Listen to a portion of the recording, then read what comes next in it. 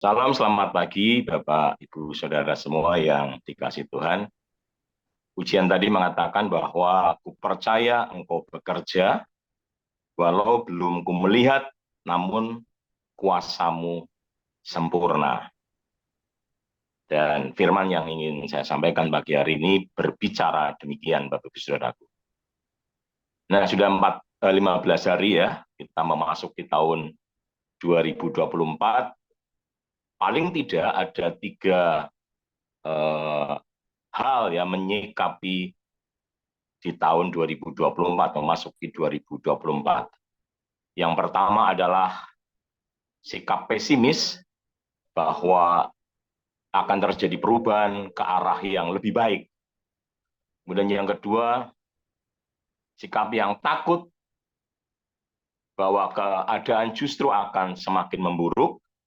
Dan sikap yang ketiga adalah optimis dan percaya bahwa keadaan akan berubah menjadi lebih baik. Nah, Bapak Ibu Saudaraku, mari kita buka firman Tuhan dari Yesaya pasal 43 ayat 18 dan 19. Yesaya pasal 43 ayat 18 sampai 19. Firman Tuhan berkata demikian, firman-Nya, janganlah ingat-ingat hal-hal yang dahulu dan janganlah perhatikan hal-hal yang dari zaman purbakala. Lihat, aku hendak membuat sesuatu yang baru, yang sekarang sudah tumbuh. Belumkah kamu mengetahuinya? Ya, aku hendak membuat jalan di padang gurun dan sungai-sungai di padang belantara. Bapak Ibu Saudaraku, bagaimana kita melangkah di tahun 2024 lewat firman Tuhan dari Yesaya 43 ayat 18 sampai 19, kita akan belajar bahwa dalam konteks ayat ini, Bapak Ibu Saudaraku, Tuhan sedang berbicara kepada bangsa Israel yang sedang berada dalam masa pembuangan.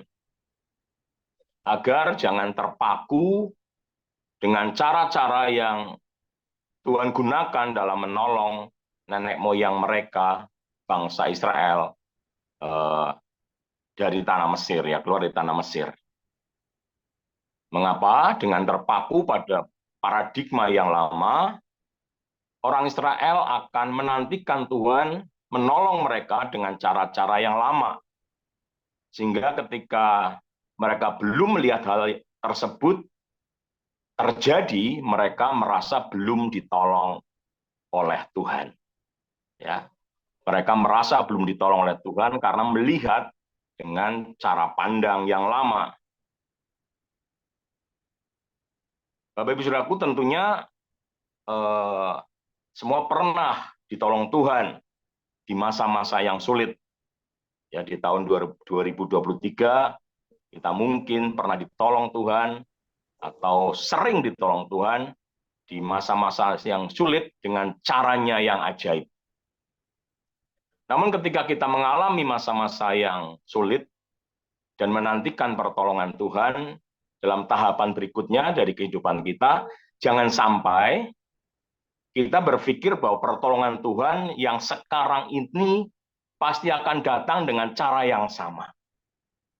Ya, dengan cara yang sama pertolongan Tuhan, dengan pola yang sama. Sebagaimana mungkin di tahun 2023 Tuhan menolong kita. Bapak Ibu Saudaraku, Tuhan punya banyak cara menolong kita dan Tuhan tidak pernah kehabisan cara untuk menolong kita. Itu sebabnya apapun yang kita hadapi sekarang ini ataupun di tahun 2024 ini, Bapak Ibu Saudaraku, kita tidak boleh takut dan gentar. Tetapi kita melangkah pasti, yakin akan pertolongan Tuhan, dan memiliki paradigma atau pandangan yang baru bahwa Tuhan menolong kita dengan caranya sendiri. Tuhan menolong kita dengan kuasanya yang luar biasa, yang sulit bahkan dimengerti oleh akal pikiran kita. Lewat firman Tuhan hari ini, kita belajar yang pertama bahwa kita melihat apa yang sedang Tuhan kerjakan.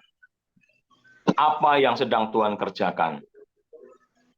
Selain jangan mengingat hal-hal yang dahulu, yang Tuhan sudah kerjakan atas hidup kita, Tuhan mengatakan lihat.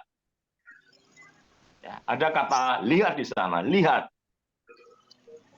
Apa yang harus kita lihat? Di ayat ini katakan bahwa sesuatu yang baru yang sekarang sudah tumbuh. Sesuatu yang baru yang sekarang sudah tumbuh. Jalan di padang gurun dan sungai di padang belantara adalah hal yang sangat tidak masuk akal, ya, anti mainstream dan lain sebagainya. Sesuatu yang di luar nalar dan pikiran manusia. Itu yang tadi saya katakan bahwa kita tidak boleh berpikir dengan cara pikiran yang lama tentang apa yang Tuhan kerjakan, karena Tuhan memiliki cara-cara yang baru. Tuhan memiliki cara-cara yang luar biasa atas setiap hidup kita. Dengan cara apa, Bapak Ibu Saudaraku? Yang pertama dari melihat apa yang sedang Tuhan kerjakan, yaitu dengan membuka mata. Ya. Dengan melihat, menyimak, dan memperhatikan dengan baik-baik apa yang sedang Tuhan kerjakan. Apa yang sedang Tuhan kerjakan, kita harus melihatnya. Kita harus mengalaminya, Bapak Ibu Saudaraku. Untuk itu kita perlu terus-menerus berada dekat.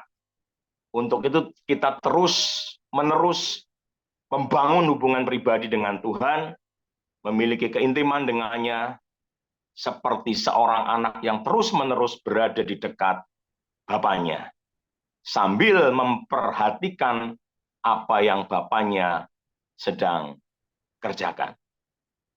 Beberapa hari yang lalu Pak Sus menyampaikan bagaimana Abraham taat kepada Allah untuk mempersembahkan Ishak anaknya. Bagaimana Abraham tahu bahwa itu adalah kehendaknya? Itu adalah suara Allah. Abraham tahu karena Abraham sudah melalui proses berhubungan, membangun hubungan pribadi dengan Tuhan yang sangat lama. Sehingga ia bisa membedakan mana yang menjadi perkataan Tuhan, mana yang menjadi firman Tuhan, dan mana yang bukan. Ya. Suatu hal yang sebenarnya tidak masuk akal ketika Allah sudah menjanjikan kepadanya seorang anak, tapi ketika dia diberi seorang anak, tetapi Allah memintanya untuk dikorbankan kepadanya. Karena Abraham membangun hubungan pribadi yang itu tentunya bukan tiba-tiba, tapi mulai proses yang lama, Bapak Ibu Saudaraku, sehingga Abraham dapat mengerjakan, melakukan firman Allah yang sekalipun tidak masuk akal, di luar nalar, dan dia mengerjakannya seperti yang Tuhan mau. Dan Abraham akhirnya mendapatkan dari kesetiaannya itu mujizat yang luar biasa. Nah, yang kedua, Bapak Ibu Saudaraku, yang pertama buka mata kita, yang kedua adalah buka pikiran, yaitu dengan mengalami transformasi pikiran, Bapak Ibu Saudaraku. Sebagaimana ditulis dalam Roma 12 ayat 2, janganlah kamu menjadi serupa dengan dunia ini, tetapi berubahlah oleh pembaruan budimu, sehingga kamu dapat membedakan manakah kehendak Allah, apa yang baik, yang berkenan kepada Allah, dan yang sempurna.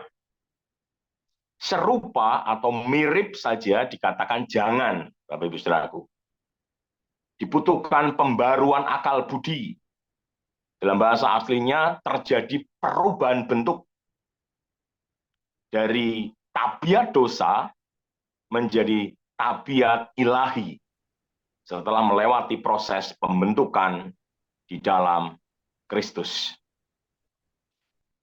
Dengan mengalami perubahan pikiran, kita dapat membedakan mana yang merupakan kehendak Allah dan mana yang bukan merupakan kehendak Allah. Kemudian yang ketiga, membuka hati. Dikatakan di sana ya, kalau kita belajar tadi dari Yesaya 43, 18, 19. Membuka hati artinya jangan sampai kita menutup diri dengan ketidakpercayaan, keraguan, dan pesimis.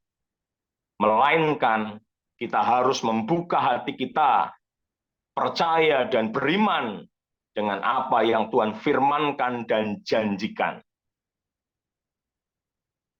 Hidup dan berjalan dengan apa yang Tuhan firmankan dan janjikan.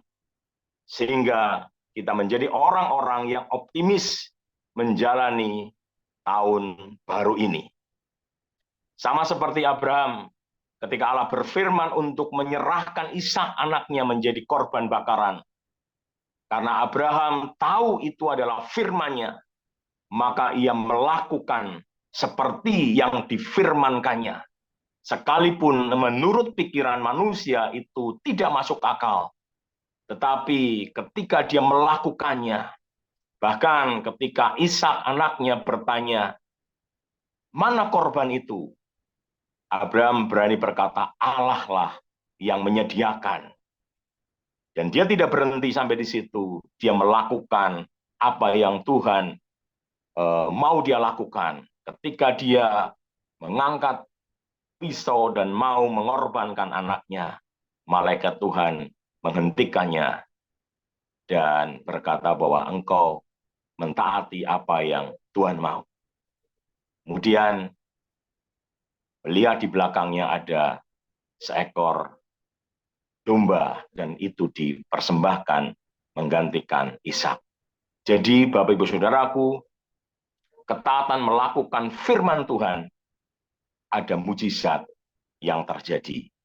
Dan biarlah seperti pertanyaan atau sikap menghadapi tahun 2024, kita memilih sikap yang ketiga, Bapak Ibu Saudaraku, yaitu bahwa kita optimis dan percaya bahwa keadaan akan baik-baik saja bersama-sama dengan Tuhan. Bahkan akan jauh lebih baik bersama-sama dengan Tuhan. Amin.